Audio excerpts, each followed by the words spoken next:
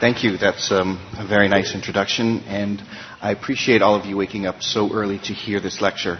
So this will be a very basic review of stem cell transplantation. It's entitled BMT 101 for a reason. So I will spend the next hour or so going over these major components of the talk. So we'll talk initially about the main components of stem cell transplant and the process. We'll talk about the major complications of bone marrow transplantation, and finally we'll talk very briefly about the role of bone marrow transplantation in a number of disease processes. So first, why do we do stem cell transplantation? So the goal of stem cell transplantation is to eliminate and replace bone marrow that might either be diseased with leukemia or other malignant disorders, marrow that's not functioning adequately in disease states like aplastic anemia, marrow that might be compromised from an immunodeficiency disorder, or marrow that might be compromised from a metabolic disorder, and the latter two are found mainly in children. We do stem cell transplantation to protect patients from ultra-high doses of chemotherapy and radiation. And finally, and probably most importantly, we do bone marrow transplantation to establish a platform upon which we can deliver immunotherapy. So here's the grand overview of stem cell transplantation. It begins with the process we call conditioning, which is the process by which we prepare the recipient to receive a transplant. The transplant is physically given on what we call day 0. Following this, we have a waiting period until engraftment ensues, and this is the time during which the marrow finds its way to the stem cell marrow environment and starts to repopulate the marrow. And finally, there's a recovery process. The problem is, along the way, there's multiple opportunities for complications to ensue. And if all goes well, then we recover from these complications and patients do well. So there's a very large decision tree as we're going through transplantation. One must decide initially what type of transplant we'll be delivering. And the two main options here are autologous and allogeneic. Autologous being a stem cell product from one patient back into the same patient, and allogeneic, a stem cell product from one individual into another individual. We have to determine the conditioning intensity, how we'll prepare our recipient. That requires high-dose conditioning or myeloablative conditioning in autologous transplantation, and a decision between high-dose or myeloablative and reduced intensity conditioning in allogeneic recipients, and we'll go over that later on. We need to decide who the donor is going to be. In autologous, it's always one's own self. But in allogeneic transplantation, we can use a variety of donor sources, either a related or an unrelated donor, and various subtypes within that group. Then we need to determine how we're going to match our donors and recipient. Obviously, donor and recipient pairs in the autologous setting are one and the same, so matching there is perfect. But in allogeneic transplantation, we have the opportunity to provide matched, mismatched, or even highly mismatched stem cell products. And finally, we need to decide what the actual stem cell source is going to be. And in autologous transplantation, we almost always give peripheral blood stem cells, but marrow is an option, whereas in allogeneic transplantation, one has the option of marrow, peripheral blood, or umbilical cord blood. So just to review from that decision tree, types of transplantation, initially we have autologous. So in autologous transplantation, we deliver very high doses of chemotherapy and radiation with a design and an intent to actually kill tumor. And the purpose here is to overcome resistance that the tumor may have acquired to chemotherapeutic agents. Now, the doses of chemotherapy we give in this setting are too high for marrow to recover normally. So the marrow is initially taken from the donor and the recipient, placed into cold storage, and then given back to the patient after the effects of the chemotherapy and or radiation have ensued. So this is not really a transplant, if you will. This is stem cell support. Allogeneic transplant offers two mechanisms to cure disease. The first and probably most important is immunologic. So we end up, because we have a foreign donor going into a host, we have the opportunity for that donor to react against the host's malignant tissues, which we call a graft versus tumor or graft versus leukemia effect. And then there is the issue of chemotherapy and radiation that can be delivered at the time of conditioning. So both of these mechanisms can actually help ensue the cure. And then the decision to use autologous or allogeneic marrow really is patient disease and patient stage disease specific. So the conditioning regimen is determined by a couple of things. First, we have to know what type of tumor we're dealing with, because certain types of tumors respond better or worse to one type or the other. The stage of the tumor at the time of the transplants, the relative role or the relative efficacy of the graft versus leukemia or graft versus tumor effect for that tumor type, and then the patient's comorbidity and performance status at the time of transplantation. High-dose regimens are very toxic and can only be given to individuals who are slightly younger and who have the metabolic reserve to tolerate them. So we have a large variety of regimens. Whichever one your center uses is the correct one, and we'll go through some of the basic definitions of what these regimens mean.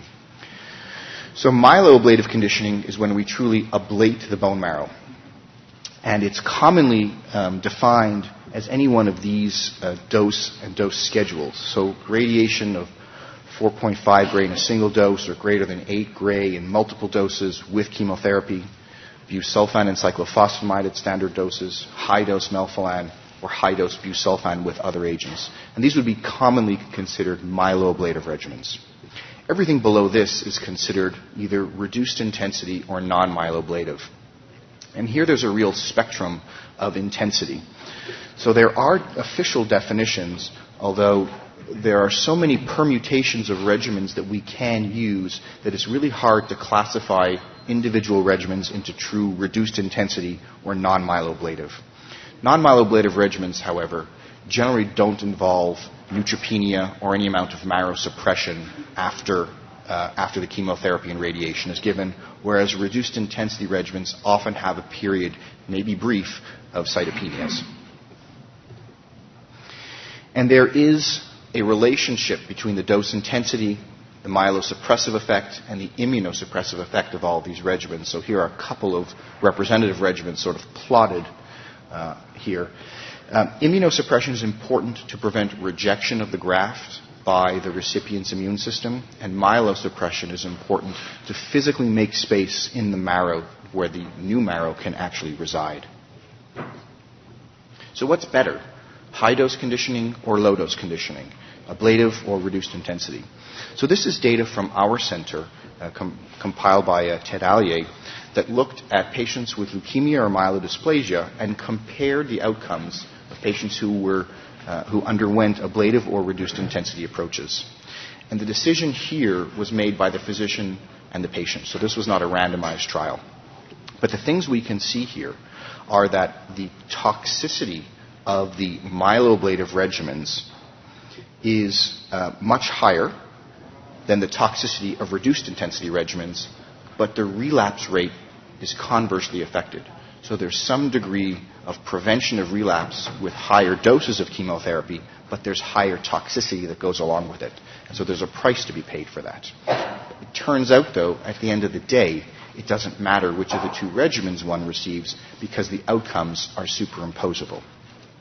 And this experience has been repeated and been shown to be the same in even larger series. This is a CIBMTR retrospective review, well over 500 patients. And again, for patients above the age of 50, the trade-off between toxicity of a high-dose regimen and the benefit of reduction in relapse really balances out such that outcomes are the same. And in fact, this was repeated as well by the European group for bone marrow transplantation shown here. We actually don't know which of the two is the correct approach for all patients. And because of this, we're currently performing a randomized trial through the BMT CTN. It's entitled CTN 0901. And this is for patients with advanced myelodysplasia or acute leukemia who are in remission. And they're actually being randomly assigned to a high dose or a reduced intensity regimen. And one gets to choose which reduced intensity regimen that one is more comfortable giving. Similarly, one can choose which myeloablative regimen one is more comfortable giving. And the goal here is to look and determine which of these two regimens or two arms leads to better survival approximately 18 months from the time of randomization. So we're back on the decision tree. We've been through conditioning intensity. Now we have to decide on donor type. So the goal here is generally to match donor and recipient pairs, not an issue in autologous transplantation, and not an issue when one uses an identical twin, which is actually both not commonly encountered and actually not very commonly used. So we match donors and recipients at the human leukocyte antigen complex. This is a gene complex found on chromosome 6. It's the human equivalent of the MHC, if you're familiar with murine terminology. And there is matching that can be performed at other non-HLA loci, but while that's probably important, it's not done clinically for matching purposes these days. So I'm going to go over HLA with you in sort of the way I show it to my patients. This is just a map of the HLA system on chromosome 6. It's a very complex, long set of genes. So here's histocompatibility, and I like to describe it to my patients as a UPC code that one finds on a box of cereal. So the UPC code is made up of a number of different bars and lines, and we inherit our UPC code from our parents. So we all receive one half of our code here in green from one parent and one half from the other parent, green and red. And similar to the way we as individuals inherit our unique UPC code, all of our brothers and sisters inherit the same possibilities of UPC codes. So for the patient shown here, there are 4 possibilities for siblings because these UPC code halves are all inherited as a group. So the patient shown here has a 1 in 4 chance of being a perfect match with this sibling, a 1 in 4 chance of being perfectly mismatched. So here's the situation where they received this half from the parent and this half, so it doesn't match at all. And then 1/2 of siblings are going to be genetically half matches, receiving 1/2 but not the other from the parent. Now when one gets into unrelated donors, the situation becomes much more complex, because each of the bars in that UPC code represents one of the genes in the HLA complex. And the genes are labeled here. Class 1 are the genes HLA A, B, and C, and Class 2 are the DR, DP, DQ, and similar genes. And each one of these genes has hundreds or thousands of potential variants. And so when you take the potential possibilities that you've received from one parent, add that to the same number of possibilities from the other parent, one sees that there's nearly an infinite number of combinations that can make up this unique UPC code or HLA for an individual patient. It turns out that some of these genes are inherited as clusters among ethnic groups, what we call linkage disequilibrium. So in fact, it isn't truly infinite, and that's why we actually can find matches for patients who need unrelated donor transplantation. A matched sibling donor is almost always better than a, quote, perfectly matched unrelated donor. But over time, as we've gotten better at matching at HLA, the gap in outcomes is actually being narrowed. The reason why there's a difference between perfectly matched related and perfectly matched unrelated donors is because of things we call minor antigens. So the HLA complex is really this presentation system for the cells to present to the immune system peptides that define us as ourselves. And so within the class 1 molecules and the class 2 molecules, there's this little groove where 8 to 10 amino acid peptides are presented. And because we are not identical to our brothers and sisters in every way, we would if we were identical twins, there are differences that are presented here in the context of HLA. And these differences account for the excess in graft versus host disease and other outcomes in transplantation. So what's the likelihood of finding a perfect match in the registry? Well, this depends very much on one's ethnic background, partly because of ethnic diversity among different groups, and partly because of where the registries have, up till now, enrolled most of their patients. So European Caucasians, shown here, have about a 70% likelihood of finding a perfectly matched donor in the unrelated registries, but just about every other ethnic group defined here by the NMDP has a rate of finding a perfectly matched donor in the 30 to 40% range. Now, if one is willing to settle for less than perfect matches, the rates of finding a suitable donor go up. Again, European Caucasians have rates in excess of 90%, and most other ethnic groups now have rates above 50% for finding a suitable but not perfectly matched unrelated donor. Does the degree of match actually matter? It turns out it does. So we have ways of categorizing mismatches hierarchically, if you will, so that some mismatches are worse than others and more relevant. And if one divides a very large retrospective cohort of patients, this is an NMDP analysis, by the degree of mismatch and that hierarchy of mismatch, one can see that outcomes progressively get worse as one goes up on the hierarchical scale of HLA mismatch. The degree of mismatch, however, is also moderated by the patient's disease status. So the better off the patient is going into transplant, the more the degree of mismatch matters. So here are outcomes for patients with, quote, early stage disease, and one can see that patients with perfectly matched, slightly mismatched, and very mismatched donors have very different outcomes here. But as one gets into more advanced disease, so this would be intermediate stage disease, the differences in outcome narrow, and as one gets to truly advanced disease, these differences are lost. And that's because the more mismatched one gets, the greater the potential graft versus leukemia or graft versus tumor effect becomes. And so that offsets the differences in morbidity associated with graft versus host disease. So back to the decision tree. We determined what conditioning intensity we're going to use for our patient, what donor, the degree of match we've been able to find, and now we need to figure out where our stem cells are actually going to come from. So we have three large categories, if you will, of potential stem cell sources that one can use. And I've broken them down in terms of some of their major characteristics. So in terms of collection of these stem cell products, it's sort of hard to collect bone marrow. One has to go to the operating room, get into scrubs, hurts your shoulder, and the patient has to go through general anesthesia. Peripheral blood stem cells are collected easily. The patient is put on what amounts to a dialysis machine, and the stem cells are pheresed off the bloodstream. And then umbilical cord blood is the easiest to collect. This is medical waste at the time of delivery, and this can easily be stored and cryopreserved for future use.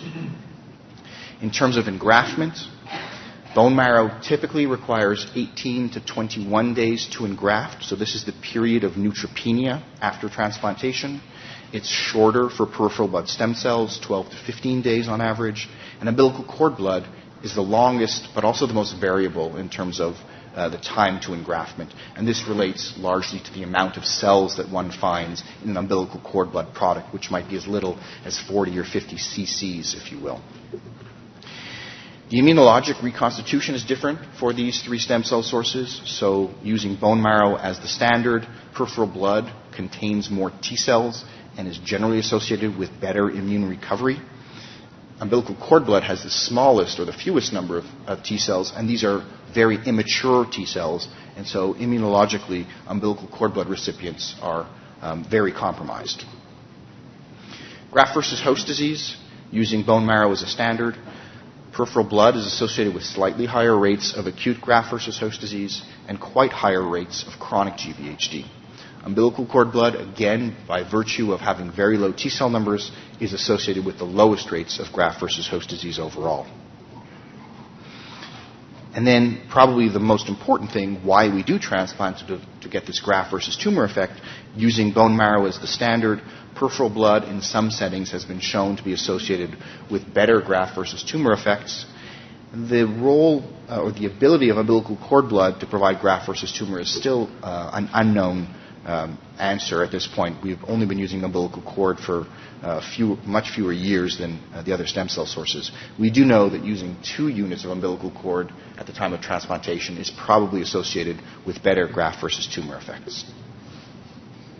So again, cord blood, because it's out there and new, is truly what would be considered medical waste procured at the time of delivery, and it contains a high quantity of hematopoietic stem cells. This is from the New England Journal header from the first report of umbilical cord blood being used to cure a patient with Fanconi's anemia. But the beauty of umbilical cord blood is that because it's associated with low rates of graft versus host disease and is so immunologically immature, one can blatantly mismatch umbilical cord blood and use totally mismatched units with impunity. So we routinely use 4 out of 6 matched units, sometimes even 3 out of 6 matched units in umbilical cord blood without affecting the outcomes adversely. And so if one adds perfect matches, pretty good matches, and the possibility of finding an umbilical cord blood unit to the likelihood of finding a donor in the registry, then one sees that almost everybody is going to have a donor somewhere. And then umbilical cord blood represents the top little third here with 4 of 6, 5 of 6, and 6 of 6 umbilical cord blood units represented here by the top 3 bars. But the vast majority of umbilical cord blood units that one finds for patients are 4 of 6 matched. If they were easy to find 5 of 6 or 6 of 6 matched units, then one should have been able to find a 5 of 6 or 6 of 6 matched adult donor. So, back to the grand overview here. We've been through conditioning and transplant. We've talked a little bit about engraftment and recovery, but I think we should spend a little bit of time on the potential complications of transplant before moving on. So the most important complication, in my view, is graft versus host disease. It's the most common cause of treatment failure after relapse, and really is what makes transplantation exciting, is this immunologic phenomenon that occurs in no other therapy in cancer medicine. So we have 2 syndromes of graft versus host disease. There's an earlier acute GVHD process and then chronic GVHD. It used to be defined as one occurs before day 100 and chronic occurs later on. Now they're actually defined by their clinical features rather than the timing of onset from transplantation. And there are very important differences in the pathophysiology and the pathobiology of these 2 diseases. So, graft versus host disease, in a nutshell, is caused by the interaction between the transplanted immune system, the graft, and the recipient. Now, just for a second, let's take the scenario that the patient sitting in front of you requires a kidney transplant. They have kidney failure for whatever disease, for whatever reason. So in that scenario, the transplanted organ is the kidney. And that's being put into a recipient that has a mature immune system. That immune system's job is to recognize that kidney as foreign. And so the immune cells go and attack that kidney, and that's the clinical scenario we recognize as rejection or graft rejection. In stem cell transplantation, the exact opposite is occurring. So here, the transplanted organ is the immune system. And that immune system recognizes the recipient's organs as foreign, the skin, the liver, and the intestines. And those immune cells that have been transplanted go and attack those target organs, and that's the phenomenon we describe as graft versus host disease. Is graft versus host disease all that bad? It's not, because the ability of the graft to recognize the host tissues as foreign is instrumental in providing a graft versus leukemia effect. So patients who do not get graft versus host disease, so identical twins or patients who have the T cells removed from their transplant, because they don't have the ability to get GVHD, they have less ability to have a graft versus tumor response, and they have the highest relapse rates after transplantation.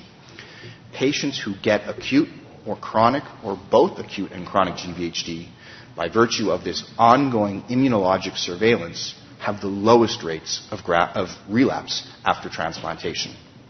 But one has to be careful when one wishes for, because graft versus host disease is a double-edged sword. So if one looks at the rates of relapse, as one gets more and more GVHD, the rates of relapse go down.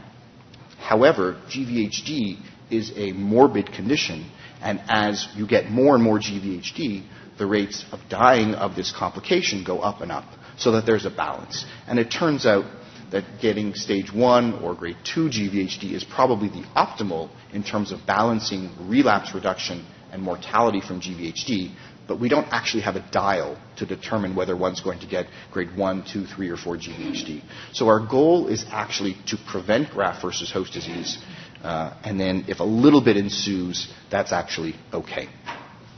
Graft versus host disease is complicated pathologically. It involves an interaction between host antigen presentation, the immunologically activated system of patients who have received high-dose conditioning therapy, and then an effector arm where the T cells go in and attack target tissues.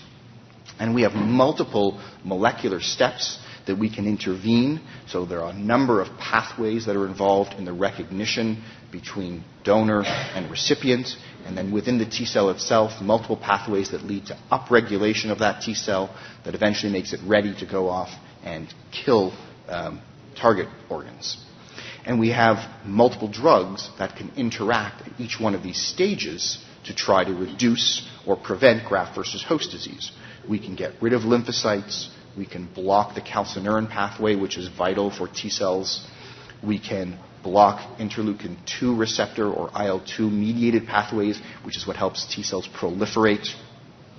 Signaling is through the mTOR system. We can prevent cells from dividing, which is required to mount an immune response by blocking DNA synthesis. And so all of these steps in the pathophysiology of GVHD can be targeted and blocked with a number of medications that are currently on the market.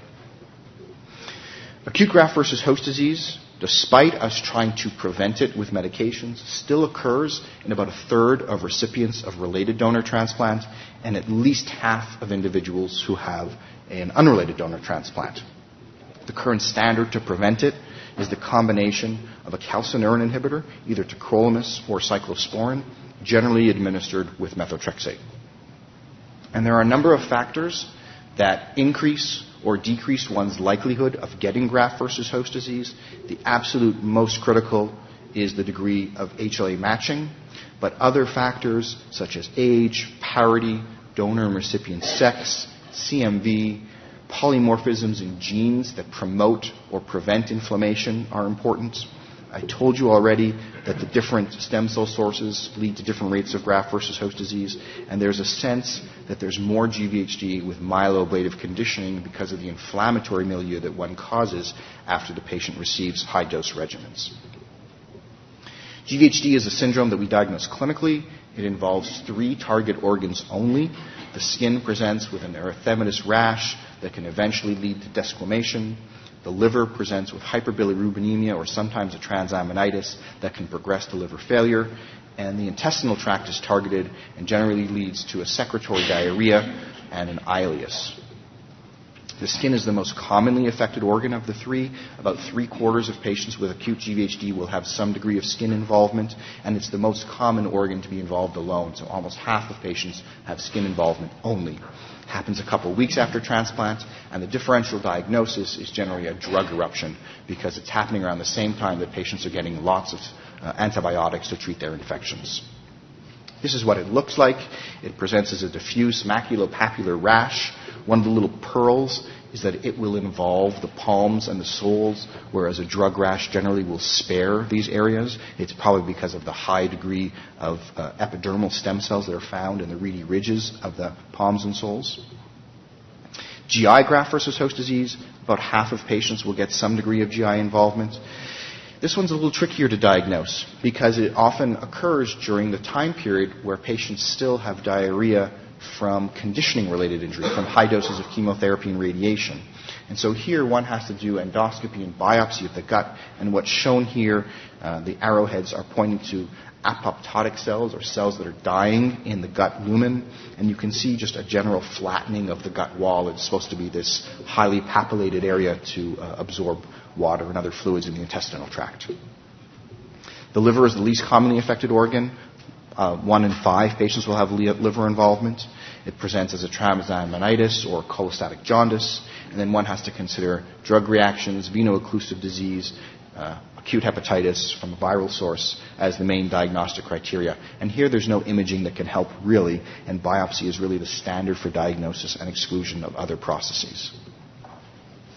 It's very important to understand how we grade and stage graft versus host disease. So this is what's called the consensus grading. All patients are given an individual organ stage using the Arabic numerals. So skin is graded based on the degree of body surface area involvement, liver by the degree of bilirubin elevation, and the intestinal tract by the amount of diarrhea that's occurring in a 24-hour period, or biopsy-proven upper GI involvement.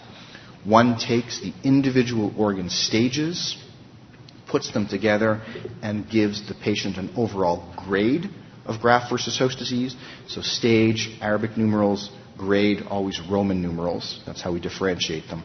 And there is a separate grading system from the IBMTR, which is very similar but uses grades A, B, C, D, and has a very similar individual organ staging that goes into it.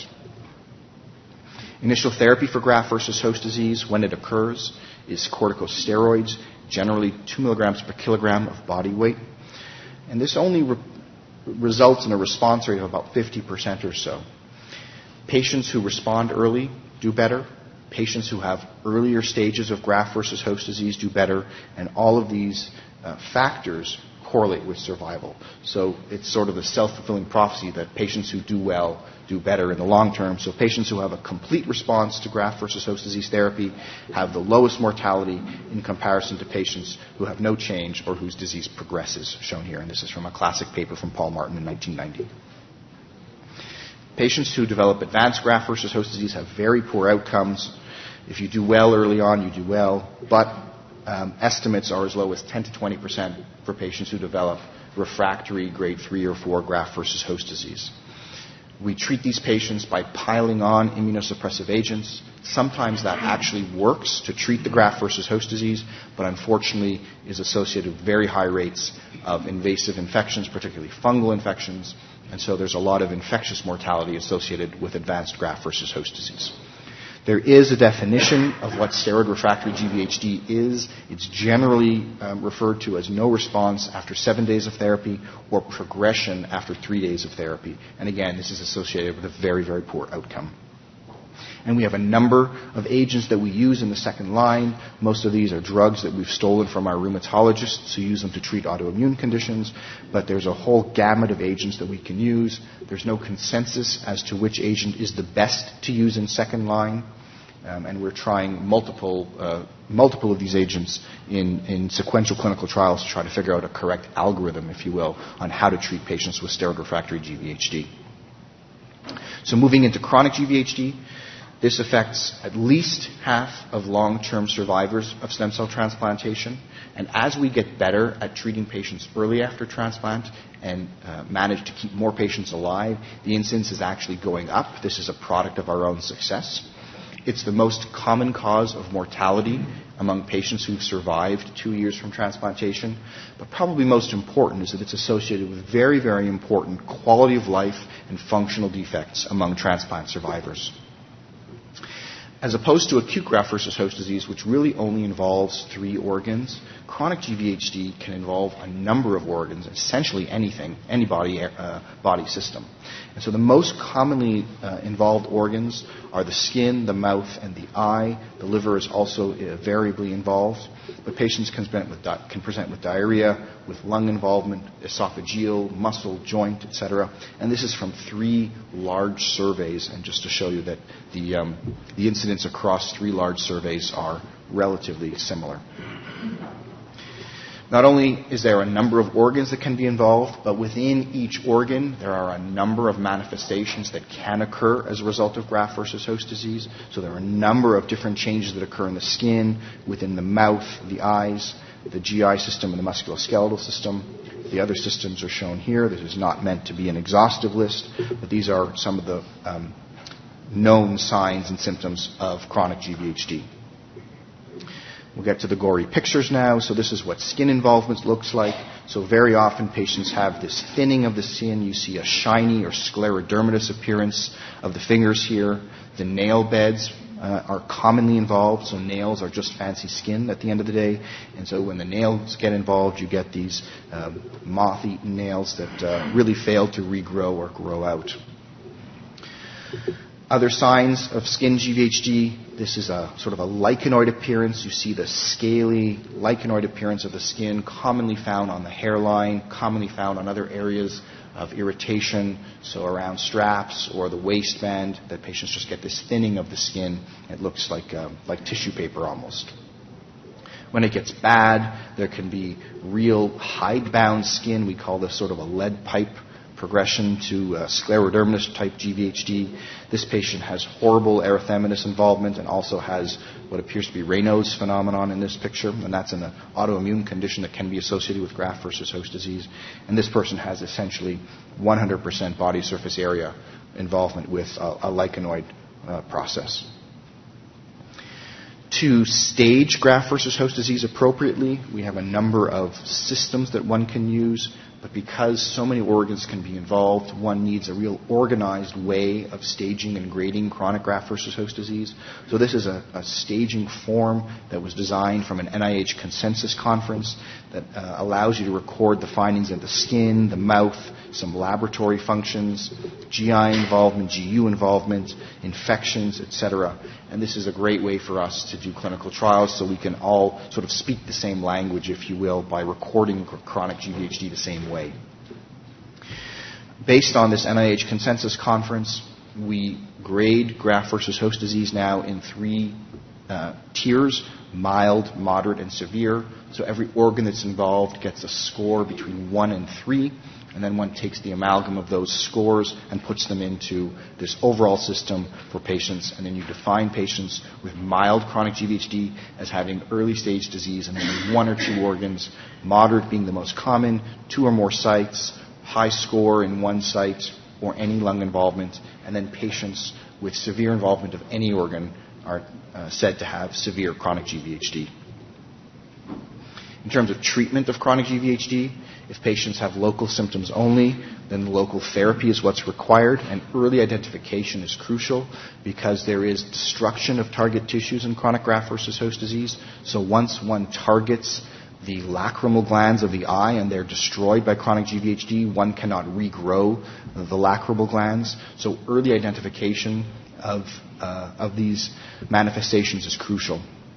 There is an excellent document that's available on the web that's called the Ancillary Therapy and Supportive Care of Chronic GVHD. This again comes from the NIH Consensus Development Conference, and the link is shown here, but one can get to it through the ASBMT website fairly easily. For patients who have more advanced disease or who have multiple sites of disease, then systemic therapy is required. In general, corticosteroids are used. A dose of prednisone of 1 milligram per kilogram a day or every other day is given, generally along with a calcineurin inhibitor. Again, patients do not always respond to this. Only about half will have a complete response to therapy, and this is therapy that needs to be given chronically. So once patients are committed to chronic GVHD therapy, you have to carry them through for 1 year to 2 years worth of therapy, because if you stop their therapy abruptly, the chronic GVHD just comes roaring back. We try to give other agents with our steroids and our tacrolimus, but in fact, they haven't been shown to be beneficial. So after GVHD, and perhaps hand in hand with GVHD, infection is the second most common complication after transplantation. And there are a number of different factors that lead to the infectious risk in the transplant recipient. So one can look over time, and over time the risks of that patient vary. So very early on after transplant, patients are neutropenic. They might have mucositis. They'll have a central venous catheter for a certain time period. Perhaps they'll get acute graft versus host disease, or later on chronic graft versus host disease. And every one of these conditions is associated with excess risk of either bacterial, fungal, or viral infections. This is a big table to go through, but the most important things we worry about are the invasive fungi and molds, and then some of the viruses such as CMV.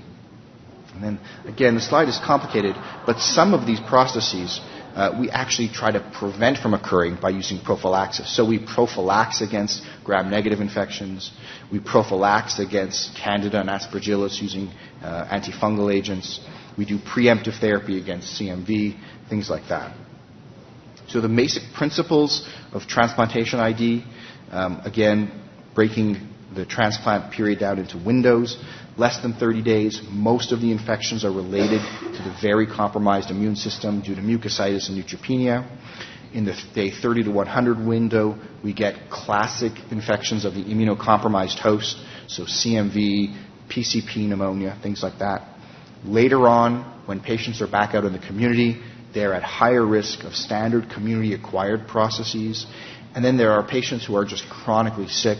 those with graft versus host disease, those who are on chronic steroids, those who are malnourished, and these patients are at risk basically for anything after transplant for the entire period that they are in fact ill. The way we treat these patients, there are a number of different strategies. So we can either use therapeutic antibiotics to treat established and recognized infections. We do a lot of prophylaxis, for example, against herpes viruses, against PCP. So we give this to all members of the transplant population to prevent the occurrence of an infection. We have preemptive therapy. So this is for patients who we think are about to acquire an infection. The classic example of preemptive therapy is cytomegalovirus. So we can monitor for levels of cytomegalovirus in the bloodstream. And as patients reactivate their CMV, we have a window until they actually develop CMV disease. So we'll preemptively treat them during that window to prevent disease. And then finally, there is the role of empiric therapy, which we give when we just don't know what's going on, but we know if something bad happens, there's going to be a bad outcome. And that's typically in the early post-transplant period. So I'm going to move on to a couple of the other complications that we see after transplantation. One of the most heinous complications is something we call veno-occlusive disease. It's also known as sinusoidal obstruction syndrome, SOS, and these terms are used interchangeably. It's probably a complication of high doses of chemotherapy and radiation in an immunologically inflamed milieu. So the injury occurs in the liver at the level of the hepatic sinusoidal endothelial cell. The incidence is low, but very problematic when it occurs, 5 to 15%. It usually occurs within the first month after transplantation. And it presents with the classic triad of right upper quadrant pain with hepatomegaly, with jaundice with a bilirubin elevation above 2, and finally with fluid retention, weight gain, and ascites. So the pathophysiology here is really an obstruction of the hepatic sinusoid, and if you will, backflow of all blood below that, leading to the massive fluid retention and ascites. This is just some pathology showing the damaged endothelial cells of the hepatic sinusoid, the clot that you see inside the sinusoid itself, and then all the necrosis that's going on here. So this amorphous pink stuff used to be hepatocytes, which should look like this over here, this rounded cell with a clear nucleus, with a dense nucleus. But everything else that's going on here is really necrosis of the liver. So what other things can mimic veno-occlusive disease? So things that give you rapid weight gain, renal failure, sepsis, heart failure, things that give you hepatomegaly are shown here. Epstein-Barr tumor, if you will, can do this. Things that give you jaundice after transplant, the list is actually very broad. And you can put it together, and with a biopsy and sometimes with Doppler flow studies of the portal system, one can diagnose veno-occlusive disease. Now, veno-occlusive disease comes in a spectrum of severity. So there is a syndrome of subclinical or very mild disease that we actually perhaps don't even recognize. The vast majority of patients have moderate VOD, and then we have a small proportion that get severe disease that we can actually salvage or treat, and then there are some patients who unfortunately we cannot fix with veno-occlusive disease. To diagnose it again, we use abdominal ultrasound with Doppler studies of the portal system, so you can see the enlarged liver, you can see the ascites, you can see the attenuated flow within the hepatic portal system. You can even see reversal of flow, so the blood is actually finding its way back out the liver, trying to find its way back to the heart. And it's useful to exclude some rare causes of liver dysfunction after transplant. The biopsy itself is the gold standard, and we can actually measure the pressures within the portal system, which also helps us give us a clue that occlusive disease is going on. Treatment of VOD is largely supportive. It's often associated with renal failure, as the kidneys and the liver are somehow attached. So one tries to prevent renal failure by ensuring that patients are adequately making urine on a daily basis. You want to avoid dehydrating your patients with diuresis too much, and you want to give plasma expanding therapy with colloid fluids. Obviously, one shouldn't be giving more hepatotoxic or renal toxic drugs when veno-occlusive disease goes on. One has to always monitor infection because the transplant patient who now has ascites is at risk for spontaneous bacterial peritonitis. And then there is an experimental medication called defibrotide, which has been shown in some studies to treat and provide better outcomes for patients with veno-occlusive disease. There are other complications that are commonly found after stem cell transplantation that one must be aware of. Things like idiopathic pneumonia syndrome, which is a hemorrhagic pneumonitis that can occur after transplant, and is probably also related to conditioning injury. Oropharyngeal mucositis occurs very commonly after high-dose preparative regimens when patients are asked after their transplant what was the worst thing they remember. It's the oropharyngeal mucositis. So we treat this with intravenous narcotics regularly. Cyclophosphamide, which is the most common chemotherapeutic agent given to prepare patients with myeloablative transplantation, can cause two important side effects that are important to recognize early. There is a cardiotoxicity process. It's essentially myocardial stun that can present with pericarditis and myocarditis. And then there's a syndrome of inappropriate ADH secretion that can occur with cyclophosphamide as well. It generally is short-lived and self-limiting. So in the last 2 minutes, I'm just going to go over some of the important indications for transplantation. So autologous transplantation is used actually more commonly in North America than allogeneic transplantation, and multiple myeloma is the most common indication for autologous transplantation. Now here, the goal of autologous transplantation is not to cure the myeloma. Here the goal is actually to prolong or deepen a remission that might have occurred from chemotherapy. Patients with diffuse large B-cell lymphoma in second remission or Hodgkin's disease that have attained second remission can be cured with high-dose chemotherapy and autologous transplantation. We treat some other of the non-Hodgkin's lymphoma with autologous transplantation, such as mantle cell disease. And then very rarely we actually treat some of the germ cell tumors with autologous transplants, so testicular cancer, and acute leukemia in certain circumstances is treated with autologous transplantation. In pediatrics, some solid tumors such as neuroblastoma are treated with autologous transplantation as well. Allogeneic transplantation, the indications are shown here. So acute myeloid leukemia is far and away the most common indication for transplantation in North America, and this is data compiled by the CIBMTR.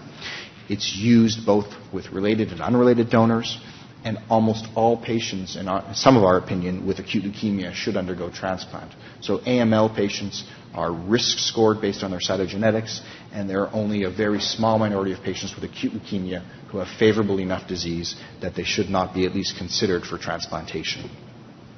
ALL is the second most common indication, and here as well, outcomes in adults are so poor that almost all patients should be referred for allogeneic transplantation, and this is based on the results of a very large trial done by the Medical Research Council of the UK. Myeloproliferative diseases and myelodysplasia is treated third most commonly. Non-Hodgkin's lymphomas that have progressed despite autologous transplantation are amenable to curative therapy with allogeneic transplantation. Aplastic anemia, the most common marrow failure syndrome, is treated uniquely with allogeneic transplantation. Chronic myelogenous leukemia used to be the most common indication for allogeneic transplantation in North America until the advent of the targeted tyrosine kinase drugs, and now we transplant CML very rarely. And again, other diseases can also be transplanted using allogeneic stem cell sources, but these are all much less common indications. I think with that, I'm going to stop, and I'm happy to take any questions. Hopefully I've covered a broad view of the basics of transplantation, and I thank you for your attention.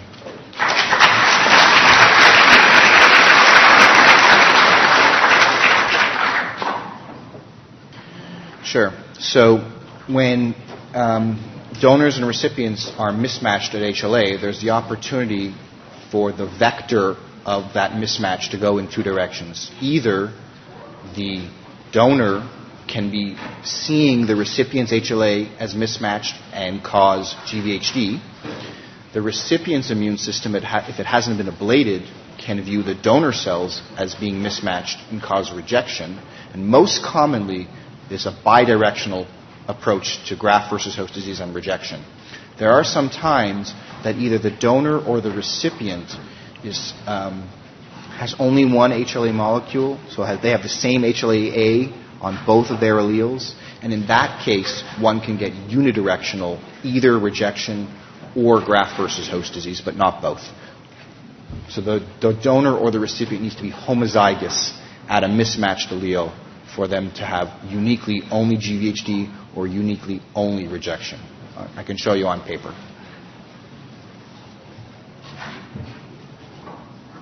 Can you tell me the significance of HHV6 found in the blood or in the CSF? So HHV6 is an emerging infection that we're seeing predominantly after cord blood transplantation, and probably relates to the real severe immunodeficiency after cord blood transplantation. The significance of HHV reactivation, HHV6 reactivation in the blood is really unknown because we haven't done large enough studies that have screened all recipients of transplant for the occurrence of HHV6. The CSF involvement, or HHV6 encephalitis, presents with a syndrome initially of memory loss and confusion. It's a limbic encephalitis and can progress to real confusion, coma, and even death. We view any reactivation of HHV6 in the CSF to be indication of HHV6 encephalitis and is immediately treated with the antiviral agent foscarnet. But finding HHV6 in the blood alone is not reason enough to treat it. There are some indications that the higher the level in the blood, the more likely one is to get CSF involvement, but even that is not really well defined.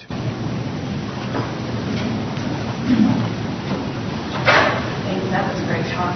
I just wanted to ask a little question about conditioning, because I think you are, when you said, whatever you use is the right way, is very true, because there's so much variability. It's tough with patients because they're online, they're looking, they're researching, and then they come and they're like, I don't want radiation, or I do. I just wonder if you think we're ever going to come together a little bit more, and what are your thoughts about less TBI? So, the only way to do this properly is to do prospective randomized trials.